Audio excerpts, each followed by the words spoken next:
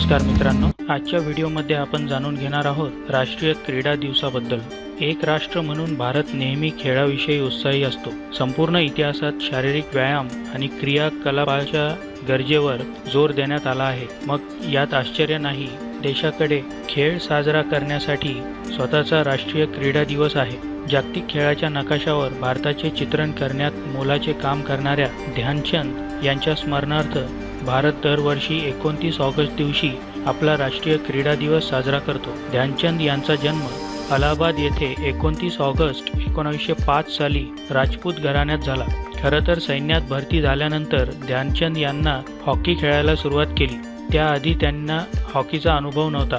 त्यांच्या खेळातील उत्कृष्ट कामगिरीमुळे 1927 मध्ये त्यांची लान्स नाईक या पदावर नियुक्ती करण्यात आली। पुढे 1932 साली ते नायक तर 1936 साली सुभेदार या पदावर सक्रिय होते। कालांतराने लेफ्टनंट कॅप्टन हा प्रवास करून मेजर पदावर त्यांची पदोन्नती झाली। मेजर ध्यानचंद यांनी 1936 साली बर्लिन येथे झालेल्या ऑलिम्पिक स्पर्धेत भारतीय हॉकी संघाचे कर्णधार पद भूषवलं होतं। या वर्षी भारतीय हॉकी संघाने चमकदार कामगिरी करीत सुवर्ण पदकावर आपलं नाव सुवर्ण अक्षरात कोरलं होतं। मेजर ध्यानचंद यांचे खरे नाव ध्यान सिंग असे होते, मात्र ते नेहमी रात्री चंद्रप्रकाशात सराव करीत असत। त्यामुळे त्यांच्या मित्रांनी ध्यान सिंग यांच्या नावापुढे चंद्र हा शब्द जोडला आणि तेव्हापासून ध्यानचंद या नावाने ते ओळखले गेले।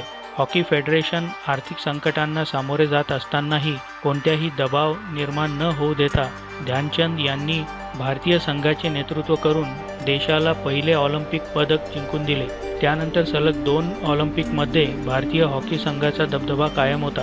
ध्यानचंद यांच्या खेळाने सर्वांची मने जिंकली। जर्मनीचा हुकुमशाह हिटलरलाही ध्यानचंद यांच्या खेळाची भुरळ पडली होती। हिटलरने ध्यानचंद यांच्या समोर जर्मनीचे नागरिकत्व आणि सैन्यातील सर्वोच्च पदवी देण्याचा प्रस्ताव ठेवला होता, मात्र ध्यानचंद यांनी आपल्याला भारतासाठीच खेळायचे असल्याचे सांगत तो फेटाळून लावला। मेजर ध्यानचंद इतके महान हॉकी खेळाडू होते की एकदा त्यांच्या हॉकी स्टिकमध्ये बॉल अडकला की सरळ गोल झाल्यावरच तो बाहेर पडत असे। याच कारणामुळे एका सामन्यात ते खेळत असताना त्यांची हॉकी स्टिक त्यात चुंबक आहे का हे तपासण्यासाठी तोडण्यात आली होती।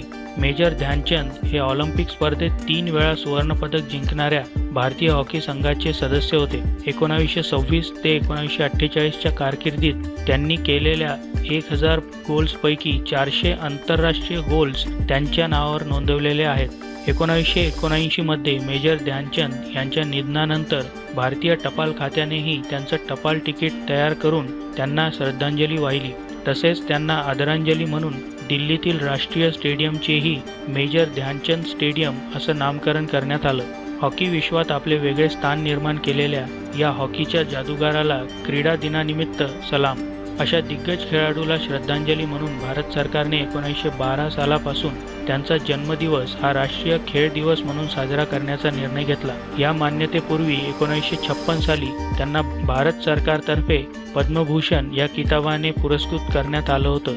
हा आपल्या देशातील तिसरा सर्वात मोठा नागरी पुरस्कार आहे। दरवर्षी हा पुरस्कार सोहळा राष्ट्रपती भवनात आयोजित केला जातो आणि या दिवशी राष्ट्रपती स्वतःच्या हाताने ज्या खेळाडूंनी जगभरात तिरंग्याचे महत्त्व वाढवलं त्या खेळाडूंना राष्ट्रीय क्रीडा पुरस्काराने पुरस्कृत करतात। राष्ट्रीय क्रीडा पुरस्कारांतर्गत खेळाडू व माजी खेळाडूंना राजीव गांधी खेलरत्न पुरस्कार, अर्जुन पुरस्कार, द्रोणाचार्य पुरस्कार अशा नामवंत पुरस्कारांसहित अनेक पुरस्कारांनी भूषवण्यात येते।